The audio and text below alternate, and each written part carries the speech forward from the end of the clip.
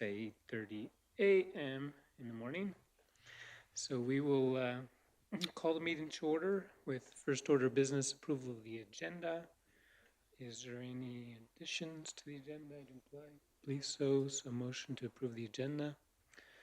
Councillor Van Hagenbos makes a motion. All in favor? Any opposed? Motion carried. Christy, you can hear me? Christy's saying she can't hear me.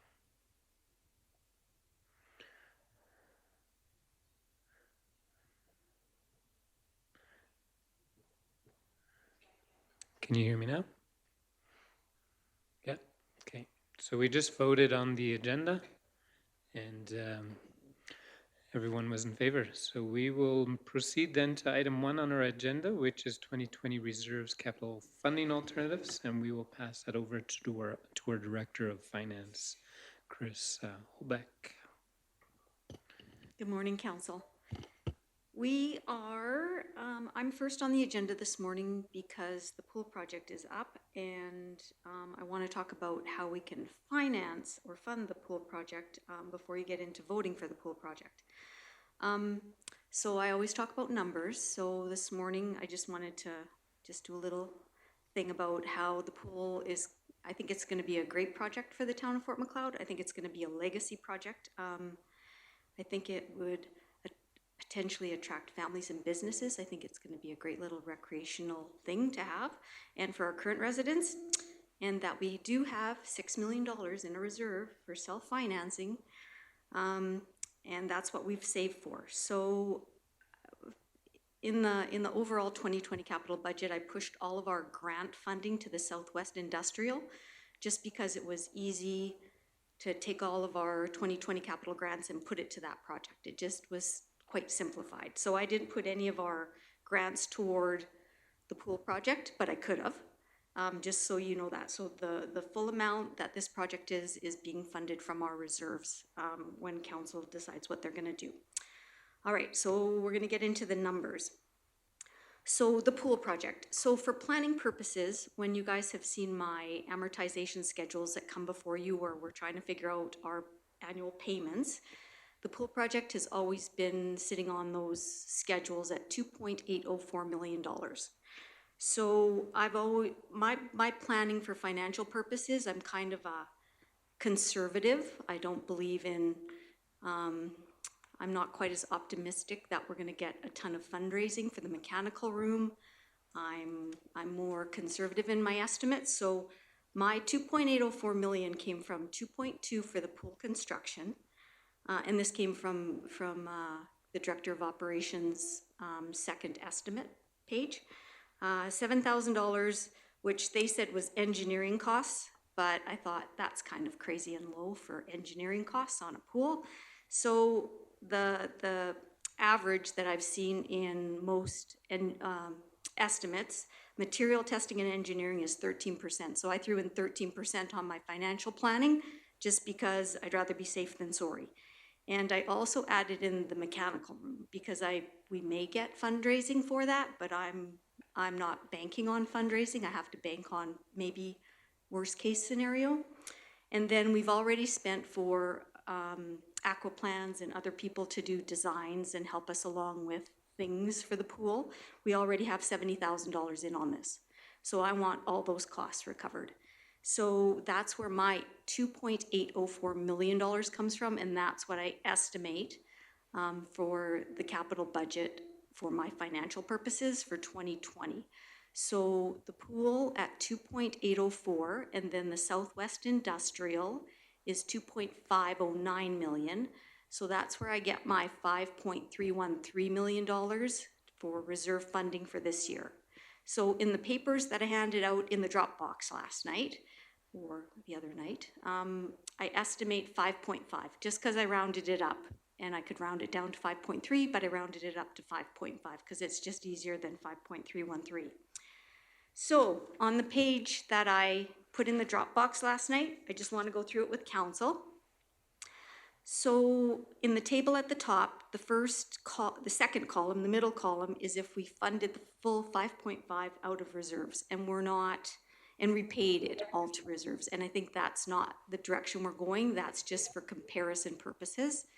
I think it's the far right column that is the more the plan that council's thinking, where we borrow the 5.5 out of reserves and we only repay 50% of it to reserves, which is $2.75 million paid back to reserves over 50 years.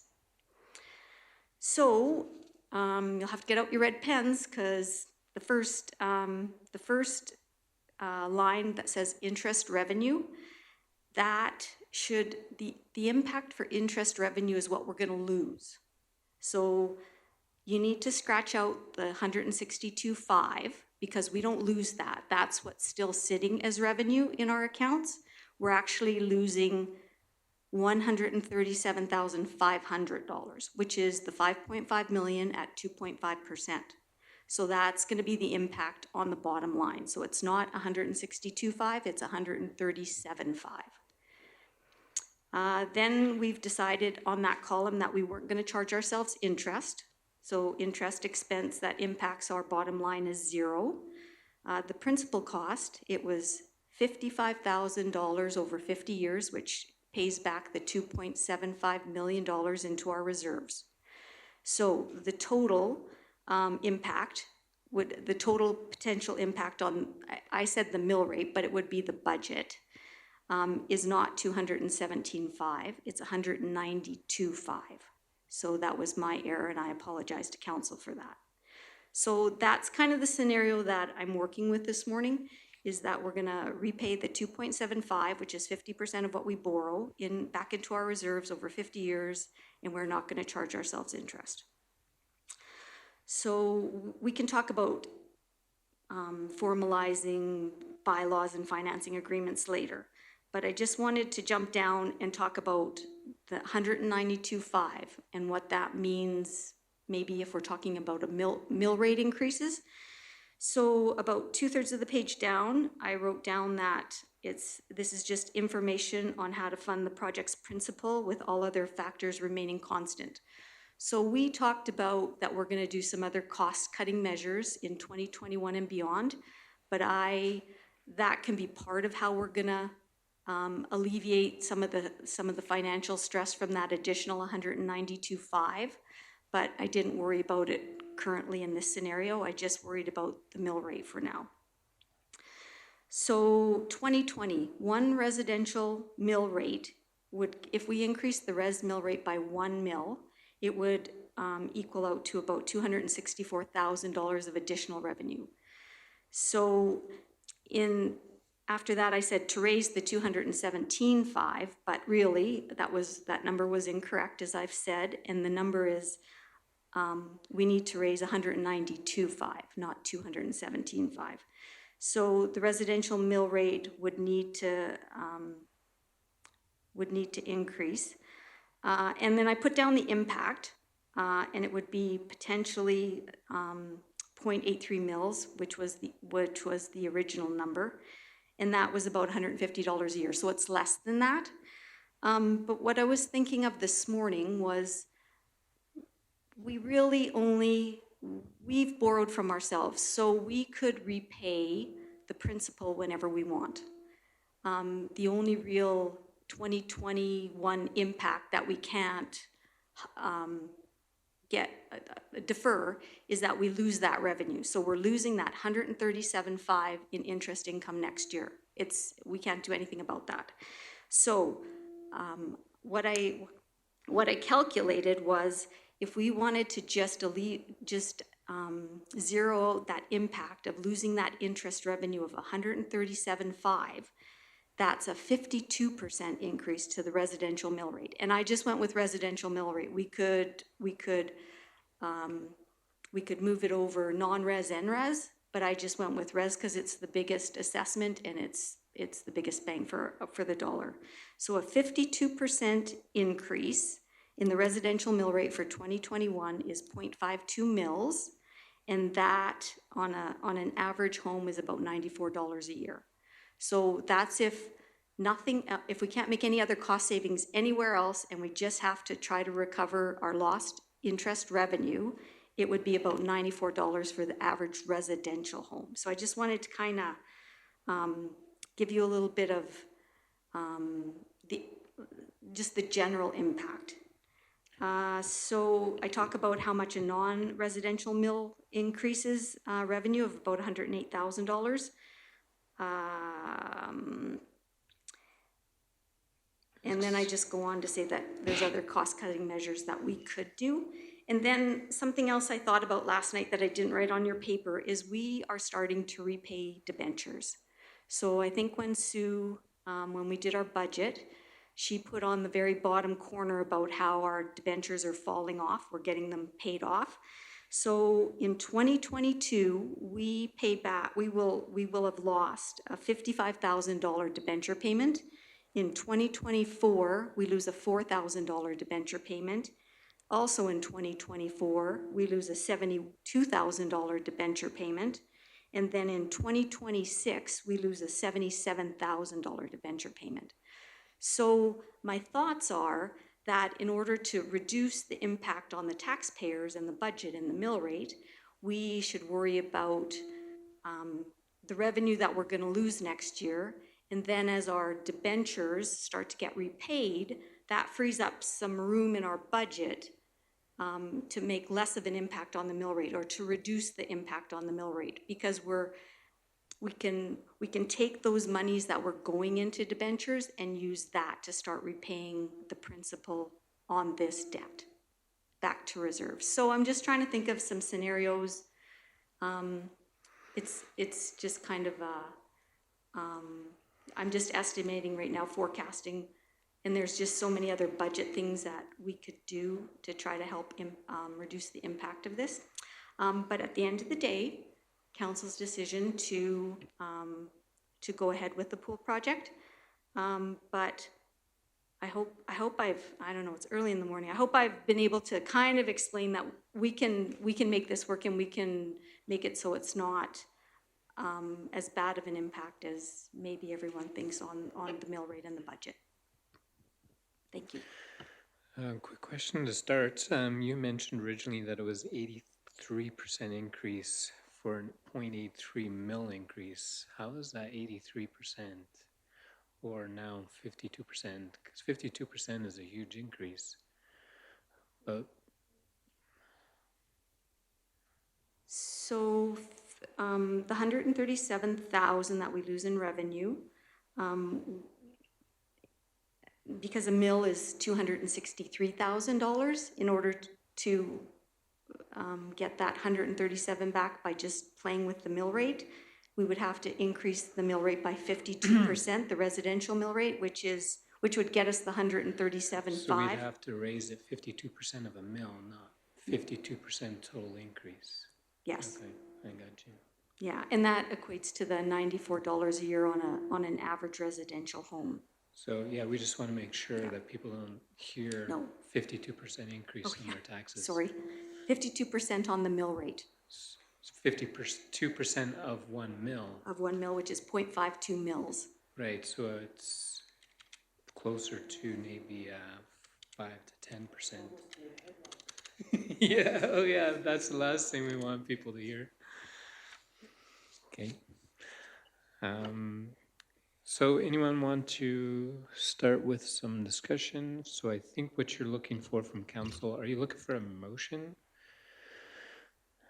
Well, I don't really want a motion. I just wanted to give you lay the groundwork, how the financing could work and the funding for the pool project if council decides to go ahead of it. I wanted to kind of get ahead of the numbers that the director of operations is going to present, because they can be quite daunting. But I think we can work with it. If council so wishes, we can work with it and try to lessen the impact on the mill rates in the budget. Councillor Orr? I appreciate the detail in which you've laid out those different options, and especially in addition to what you have in writing now, those additional points and numbers that you raised here. I would love to see that in writing, just so that I could compare. I made a couple of notes, but didn't get it all. So those considerations, simply paying the interest loss, your calculations on that, and then also the incremental increase that we could be putting towards this principal as other debenture payments fall off the radar. If you could provide that in a brief schedule, that would be really helpful. And I apologize to council. I thought of this on the way to work this morning about the debentures and how we're paying them off, and I got all excited, and then I found my calculation error. It was just crazy. So what I'd like to do is just do like a repayment schedule and factor in that we're just worrying about, like for the first year, we're not paying back anything to the reserve. The second year, we're gonna pick up the 55 because that debenture's off the table, and just kind of show council how we can repay the 2.75 million to reserves. And then I think most of it is just gonna be us for 2021 is really worrying about that interest revenue that we're gonna lose when we use those investments to do our capital projects. Councillor Van Hagos? Quick question. So on option 3, it's the one where we lose the interest plus the repayment of 50% for a total of 192.5. Is it possible to do like a reverse amortization? So after we pay back 50%, we would quickly invest that as well and return. So I was wondering, as we generate that interest off of the mill rate, we technically, in a sense, could bring it back down as that reserve fund builds up again. So it's almost like we'd like to see that as a reverse amortization. Did everybody understand what Councillor Van Hagevos? And that's something that's another factor, is that we're not going to be 137.5 down. For 50 years, we're going to be building it back up. So for Councillor Edwards, that's just meaning as we're repaying back into reserves, we're making interest on those reserves that we put back in, so that interest should count as income against this repayment. Councillor Monteith? So the way I see it,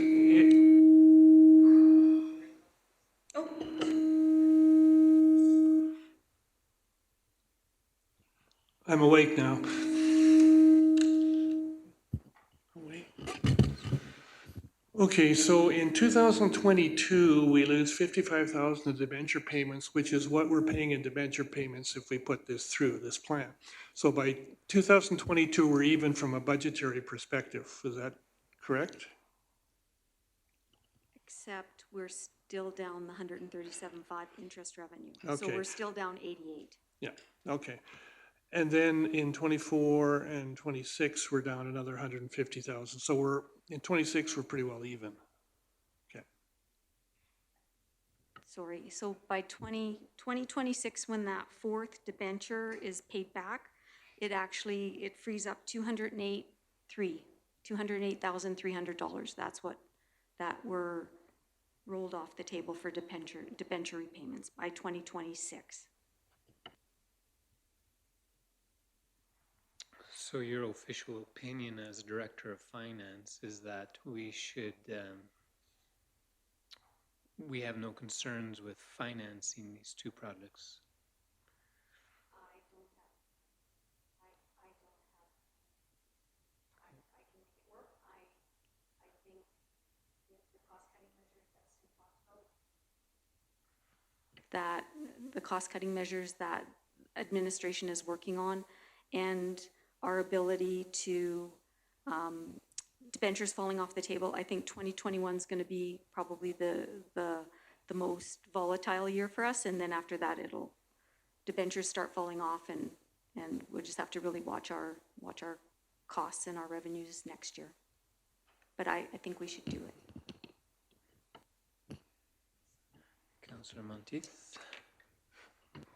I would think that if we're, within 4 years, we're going to even out, then I would think that if 21 is the problem, I'd be willing to take money out of reserves to help budget without increasing mill rate or cutting services that we need, so that, because that's a short-term solution, and I think it's short-term, I can handle it coming out of reserves. If it's a long-term, that's a whole different story, but I'd be willing to take stuff out of reserves so we don't have to cut too much to get us through to where the debentures fall off. Thank you, Councillor Van Hagemos. As those debentures come off in 22, 24, and 26, correct? Is there a thought to be had with taking those amounts and repaying this funding, this internal funding, so that we don't see it as a 4 or 72,000 or a savings because it's paid, but that we allocate that debenture, or sorry, that payment to this internal finance so that we repay it a lot quicker? Or does it really, it's just a matter of financing?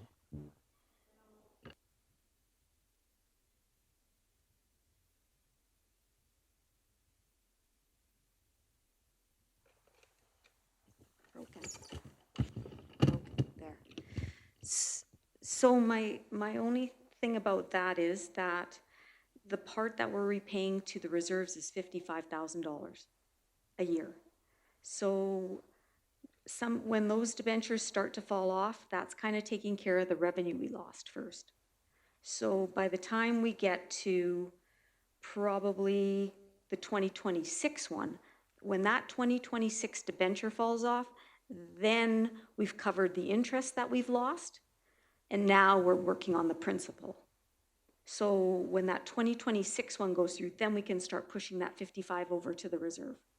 Because by that point, we've covered the revenue loss, even though there is reverse amortization and there's going to be some investments going back in there. Those first 3 debentures that fall off only cover $131,000 of cash flow, and the interest that we've lost was $137,000. So it takes until the 2026 debenture gets repaid before we could start pushing money over back to the reserve to pay the principal back. That'd be my thought. I wouldn't want to do it any earlier. Well, that makes sense, but like I said, there's 2 ways, there's 2 options in a sense. You generate the revenue to pay the bill, to pay the payment on the 50%, refunding the reserve 50%, or eliminate the actual principal of the 50%, right? So it's... I guess those are questions we can have at budget time every year. What it looks like, what we're pushing over. And just for council's information, Councillor Monteith mentioned about having, do you remember before we redid the reserve policy, we had a revenue stabilization reserve, which had money in it. That's just kind of been, when we redid the reserves, we just have set reserves, capital and operating, but we do have that. I think it's a contingency reserve, it's called, and it's the amount of our unrestricted surplus. It's got about $1.8 million in it. So my thought is if we do need to stabilize revenue, that it would probably come out of that operating reserve in case we get there.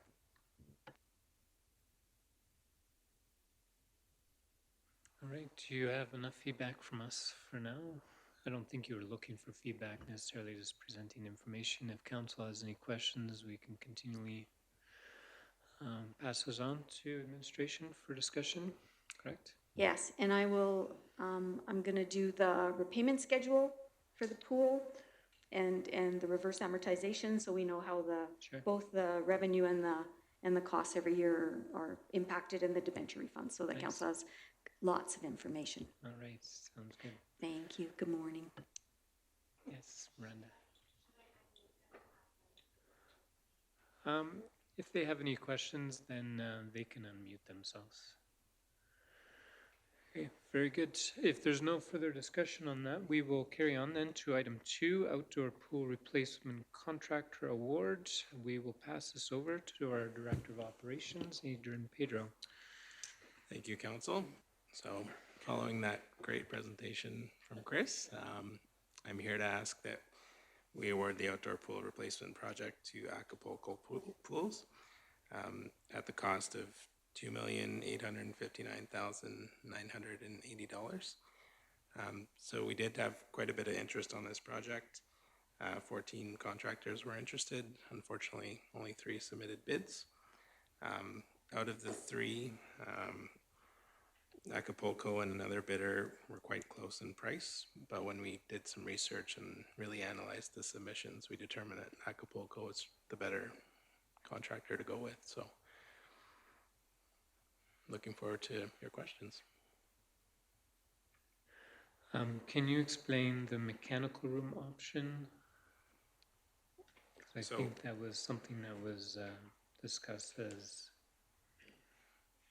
pulling it out and doing it. Correct. So because we had discussions prior to tendering the project about possibly having donations or local contractors build that, we asked the pool contractor to provide a separate line item to do that particular scope of the work. So our thoughts behind that was that we would have them included in their price and then delete it in their scope of work should we find someone to do that. Now the issue with that, as Chris mentioned, there's no certainty that we're going to have somebody do it. And then the other factor too is the question of scheduling and timing. So coordination with the pool construction. That's likely going to be built towards the end of the project, but if we can't find anyone to build it at a certain point, then we're going to have the contractor build it. So your request is to approve the full amount, and then if for some reason we find some other option for mechanical room, it gets pulled out. That's correct. Yeah. And can you comment on why you think there was only 3 actual bids submitted? Not 100% certain. There were bids from, whether it was interested contractors from all over Alberta, BC, one from the States, a few from Ontario. There was a couple comments at if there was going to be any extension to the bid deadline from 2 of the contractors, but 3 weeks is quite reasonable for a project of this scale, so we didn't feel it was necessary to extend that. Other than that, I wouldn't know. Okay. Fair enough. So those are some preliminary feedback. Is anyone prepared to ask a few more questions before we ask for a motion? I just had a question, if you could expand upon the scheduling and was there any further information given on why they wouldn't be able to start before September and it goes all the way to end of June of next year. I don't know, was there any further information on the reasoning for that? I'm not sure that they indicated they were starting in September. What's in their calendar schedule towards the end of the document? It showed them starting in September. No, from our discussions with all the bidders, the intended start date was July. So I think that's on page Section 40, 7. 43 and 44 in our package. Mobilization starts September, right. Week of September 7th. No, and we've had discussions with the contractor, and their intention is to start sooner in July. So that might have been a typo on their end. Probably the original tender request said it'd start in September because originally we were opening the pool, right? Correct. So I would really be looking for some clarification on that point. Obviously, our hope is that they could take advantage, that they could take advantage of being able to start earlier in the summer. And I see they're looking to pour concrete here October 12th to December 14th. That seems like a much riskier time to be pouring concrete, although it can be done. So I would be curious to know, in fact, whether this project schedule as they've outlined is what they are projecting, or if they can start in July, whether that bumps everything up a couple of months? Yep, no, it certainly would. In our tender documents and in our bid package, we did outline a July 12th start date. So they know, I think that was just, like Jim had mentioned, probably just a typo from their previous submission. They're fully aware that they need to start in July. We did hold a pre-bid site meeting about a week after we issued the tender. All the contractors were aware of the start date. So I have no concerns that they'll be starting in the next few weeks. All right, so this is obviously a big, and someone already mentioned, a legacy project. So is someone prepared to make a motion based on the recommendation we have in our package? Councillor Orr makes the motion to proceed as recommended. Okay. Further questions for administration, and feel free, anyone online, to unmute and verbalize your question. We'll open it up to anyone for questions for administration. Councillor Monteith. We had a list of all the additions, like the climbing wall and whatever. Are we going with all those, or are we evaluating that? That's essentially a council decision. The intent was to proceed with all of them, because I think once you start removing features like that, they're not a huge cost. Then it becomes less attractive for users. So I wouldn't suggest any changes. Just so you're aware, the one item included in there is artificial turf, which was listed for the south end of the property there. We are looking at possibly doing a change order to change that to concrete, should that see any cost savings there. So that's the one item that may change. When would, is that a discussion you want now, or is this something we do a little later on to determine some of those options? No, we should determine that now. If council wants to delete anything, we need to know that prior. Okay.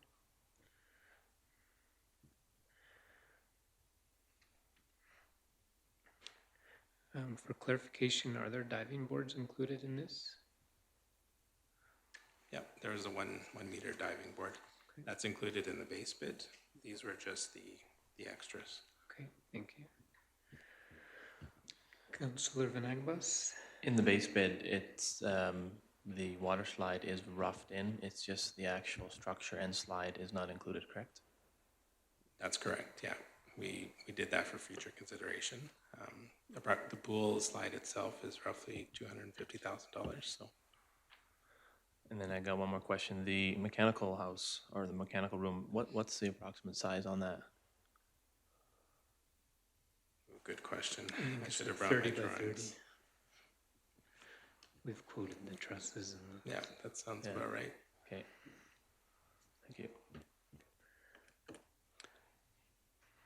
We've talked about this in the past. The little passageway from the one pool to the lane pool. We've talked about whether or not a little bridge or a means to be able to have foot traffic go across that. Is that an option? Are there reasons why we wouldn't have that? Is there a reason why that needs to be open in a sense? Obviously the water needs to go back and forth, but is there... So I'm just wondering what options are with respect to that. So are you, just to clarify, are you referring to a bulkhead or like an actual bridge across? Either So a bridge or a bulkhead or... we talked to the designer about the bridge. He suggested that it's probably not a good idea given the confined space there. It wasn't unreasonable for people to walk around. If that's an extra that we want to look at, we can certainly price that out and do a change order.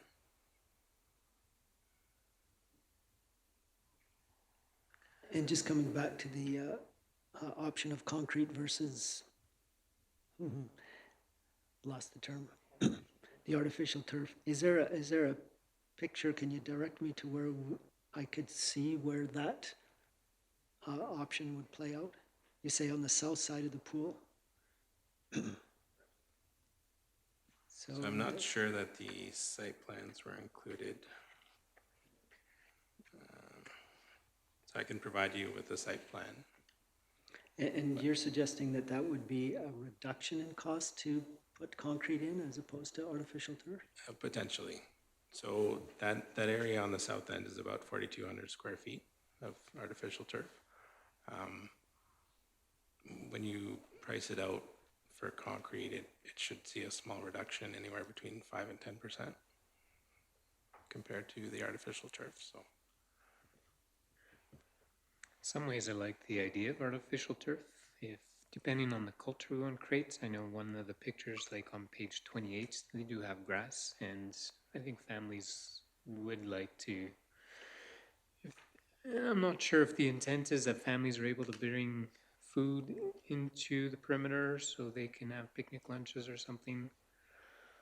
But either way, I think like if that's not happening, then I see families not hanging out that as long. But if turf is an option in some areas, I think that could add to the character and usability for sure. no, I would agree with that comment.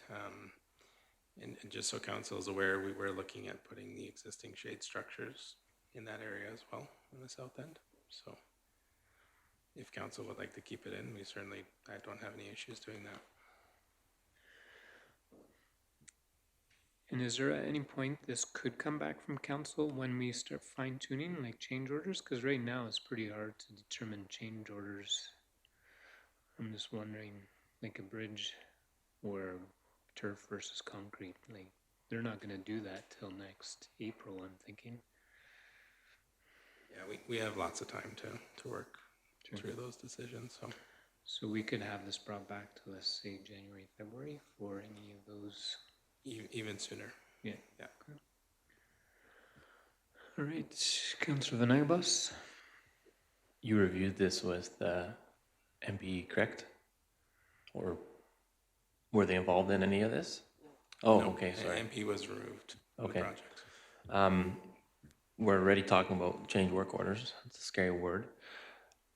Do you see a lot of potential? Like, do you see this bid, you said 80 out of 100 points or 88, which one was it? 84. It's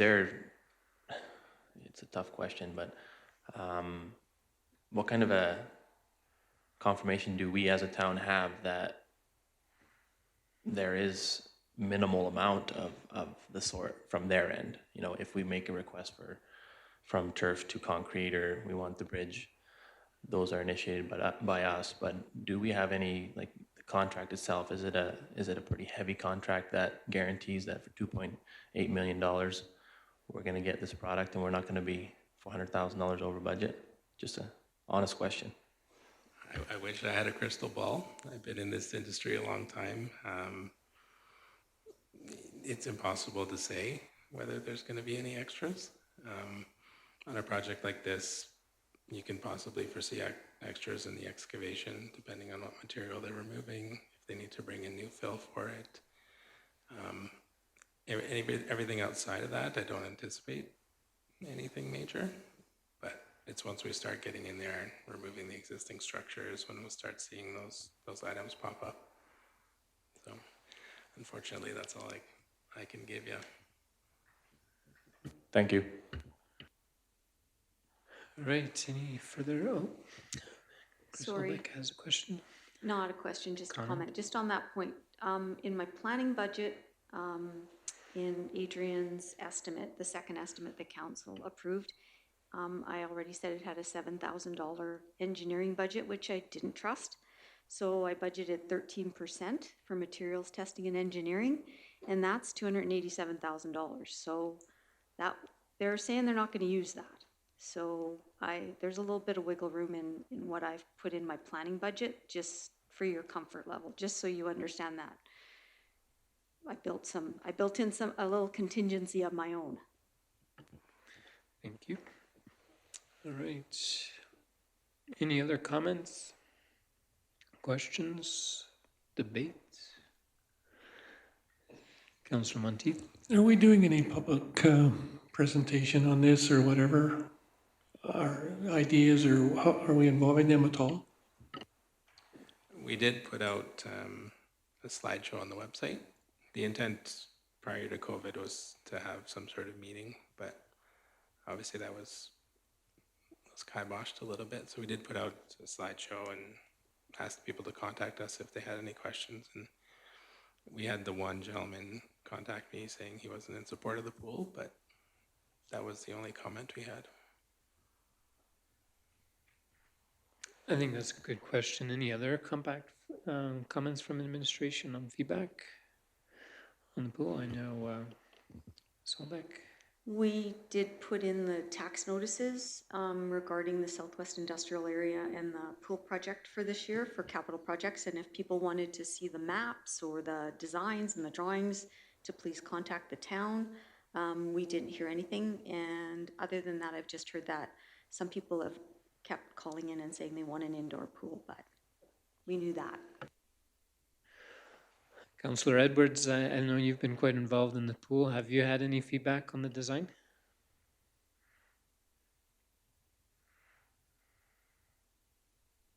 No, the only thing I have is I echo Councillor Orr's request for the bridge or a walkway or something. My thoughts was something a little more temporary so that it's not there permanently, that there isn't some sort of removable structure that we could lay across it when there are swim meets or things like that, but that it's not a constant barrier impediment there on the deck. But I think we can deal with that later down the road. It doesn't need to be added to the scope of work. That's it. All right, thank you. Everyone else is good?